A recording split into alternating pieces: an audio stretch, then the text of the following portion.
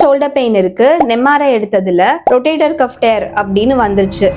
இப்ப சர்ஜரி பண்ணலாமா வேணாமா அப்படின்னு டிசிஷன்ல இருக்கீங்கன்னா இந்த வீடியோ உங்களுக்காக தான். உங்க ஷோல்டர் ஜாயிண்ட்லயே ரொம்ப முக்கியமான 4 குட்டி மசில்ஸ் தான் இந்த ரொட்டேட்டர் கஃப் மசில்ஸ். இந்த மசில்ஸ் தான் உங்களுக்கு கை ஃபுல் ரேஞ்ச் தூக்க முடியுதா, ஷோல்டர் ரொட்டேஷன் பண்ண முடியுது, இது எல்லாத்துக்கும் ரெஸ்பான்சிபிளா இருக்கிறது ரொட்டேட்டர் கஃப் தான். உங்களுக்கு ஒரு விஷயம் சொல்லிட்டா, உங்களுக்கு பெயினே இல்லாம நீங்க எம்ஆர்ஐ எடுத்தா கூட 30 to 40% ஆஃப் டேர் அப்படின்னு வரதுக்கான வாய்ப்பு ஜாஸ்தி. அதனாலதான் எப்பவுமே டாக்டர்ஸும் சரி பிசியோஸும் சரி உங்களோட ஃபங்க்ஷனல் மூவ்மெண்ட் எப்படி இருக்குன்னு செக் பண்ணுவாங்க. அதாவது உங்களோட ஷோல்டர் மூவ்மெண்ட்ஸ் எப்படி இருக்கு, வெயிட் தூக்க முடியுதா இல்லையா, ரொட்டேஷன் மூவ்மெண்ட்ஸ் எப்படி இருக்கு அப்படின்னு ஃபங்க்ஷனலா நீங்க எவ்வளவு வேல்யூபிளா இருக்கீங்க, ஃபங்க்ஷனலா உங்களால எவ்வளவு பெர்ஃபார்மன்ஸ் கொடுக்க முடியுது அப்படின்றத வச்சுதான் உங்களுக்கு சர்ஜரி வேணுமா வேணாமான்னு டிசைட் பண்ணணும். ஒருவேளை உங்களுக்கு மூவ்மெண்ட்ஸ் எல்லாம் நார்மலா இருக்கு, ஃபுல் ரேஞ்ச் போக முடியுது, ஆனா கொஞ்சம் ரெஸ்ட்ரிக்ஷன் இருக்கு, ஸ்டிஃப்னஸ் இருக்கு, மினிமம் பெயின் தான் இருக்கு, டாலரபிள் லெவல்ல இருக்குன்னா சர்ஜரி அவாய்ட் பண்ணிட்டு நீங்க கண்டிப்பா பிசியோதெரபி எடுத்தா மட்டும் போதும். சர்ஜரி தான் ஆப்ஷன் கிடையாது.